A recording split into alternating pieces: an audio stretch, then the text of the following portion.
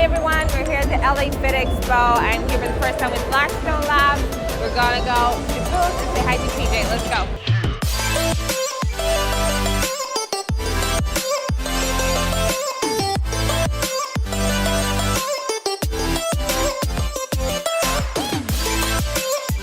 What's up, everybody? PJ Brown here, president of Blackstone Labs, with my girl, Frida Paulson. And by the way, do I say Frida Paulson or do I say Frida Paulson Stern?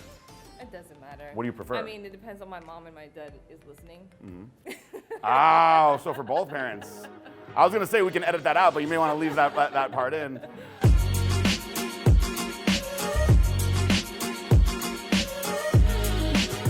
So I've been a fan of Frida's for a long time. I'm always very, very open that I like chicks with muscle. I've never been into the skinnier side of competing. I've actually done a lot with female bodybuilders over the years, where a lot of the female bodybuilders have come to me like, off the record and said, it's really cool that you still support us, and a lot of people think that we're gross and treat us like shit. And I just think that bodybuilding is awesome. So for each division, I have certain looks that I gravitate to more, and so the first time I saw Frida a couple years ago, I was like, wow, that girl has a very athletic, unique, and muscular body, but it works really, really well. And I remember the first show that we were at, I was sitting with a group of people, and I remember all of them at the same time, not all of them, we'll say it was like 4 or 5 girls, went, that's too much, when she turned around and hit her back shot, and I was like, no, that is awesome. And stood in my mind that day, and for all this time, I've actually been following you, been a fan, and so finally I was like, you know what, I would really like to I've had a lot of fun going ground up with people, but I want to try to grab somebody that's going to be in the mix at the Olympia and get involved in that part of the story. And Frida was the one that I believed in the most in that aspect. So reached out, and that's how it all started. Did you guys, well, actually I already know the answer to this because you were sitting with me. Let's not pretend to be something that didn't happen. We watched the wellness. I don't know if Sean actually got to see what we were seeing, but we sat down up close. That was the main thing that I wanted to watch this weekend. Same here. And I think that it was judged the way I expected it to. Yes, and it was, the girls looked like I expected them to. It was a blend. Yeah. It was from skinny to not really in shape to really muscular to full and tight and full. It was all of it. So for the girls, so you and I had 2 girls that we think are probably going to be the ones who win. Mm-hmm. Of that look, what kind of message do you think that is sending out to everybody that's doing wellness now? I feel like the one chick looked more like the European style, and the other girl looked more like the Brazilian. Very Brazilian, yeah. So it's interesting to see what they choose. It was Tyler that had judged, right? Mm-hmm. It's interesting to see what they choose and what look they're going with, because it's really like 2 different looks. So since you're European, are you going to be more tied to the European look? I mean, I like the European look because it's more feminine, I would say. The cuts aren't really that cut. Like, it's not that bad. It's not that muscular. It's not that big like Brazilians. But my personal, I love the Brazilian look. Yeah. I think that big, full, tight physique is really awesome. It's incredible. It's just mind blowing to me. I think that we would both agree, though, that they're both. Choose the European look. Well, regardless of who they choose, we would both agree that, at least I think, that they're considerably more muscular than bikini. Oh, yeah. Right? Yeah, both looks. Yes. So when we first walked out, there was a couple girls that we were like, oh, she looks kind of like a bikini competitor. But when the girls that stood out came out, there was a lot more density. And then as far as what she was saying, I agree the same way, very different looks. I personally think that they're going to pick the Brazilian girl. Oh, you do? Yes. I wouldn't be upset, though, if they picked the European-looking girl, and they're very, very different. And I expect there to be a lot of that this year. So it was very exciting for us to see. I mean, I want them to pick the Brazilian look. But after having the seminar with Sandy the other day and listening and reading the rules and listening to what she was talking about, she wanted more of the European look. Yeah. So now that you've had all the success in bikini, do you have any itch to do wellness now that you watch this at all? We just talked about that. I mean, yes and no. I mean, like I said, I love the physique. I don't want to get bigger. I really don't want to get bigger. I feel like I'm big enough, especially also. You have a lot of muscle. Yeah. So I don't want to go that way. Not now. So my plan or vision is that Frida's going to come in, do a show, win, qualify for the I like Olympia. that vision.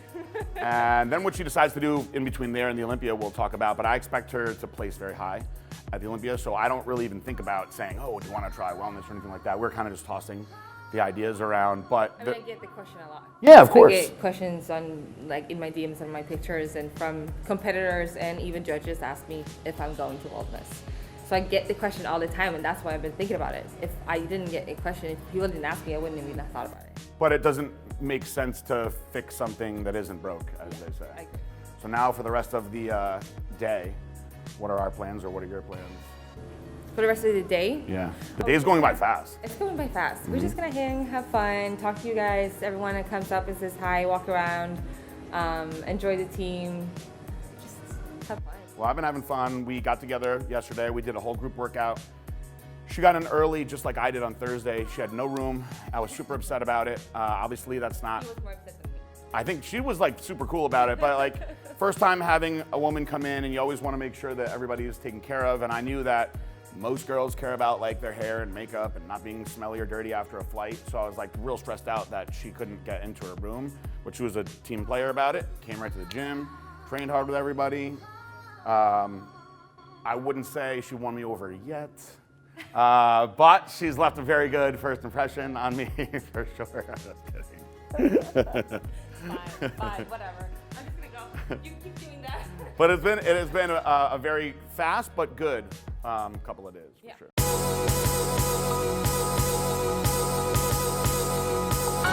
You know, they just added 30-minute Instagram TV videos now. It's a new thing now. I don't know how many people are going to take advantage of that, but you can upload 30-minute videos onto IGTV. I think they would like to compete with it because they don't want people leaving to go to YouTube. YouTube is very, very powerful.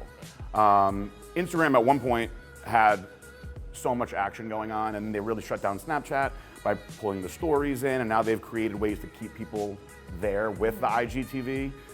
They hate when you add in a link and say, you know, go watch this on YouTube. Because people from Instagram send their followers to YouTube. Exactly. Right? But I think that the big difference is that people use YouTube as a search engine. So like, so many people have told me they've learned how to train from just watching YouTube videos on how to train glutes. And like maybe one of your videos comes up, you know? So because of that, I think that YouTube, as far as search optimization goes, has a stronghold over everything else. What do you think if Instagram would add that you can search a question like that, how to train glutes, and you get those videos up on IG? They could train their search bar. I think that Instagram has really upset people consistently with changing their algorithms around more and more and more. And there's a lot of people that are still very caught up in how to get more followers versus what they can do with the followers that they have. And of course, there's ways to, from a business size, monetize all of that with where you want to put your ad spend and how you want to put your targeted ads out.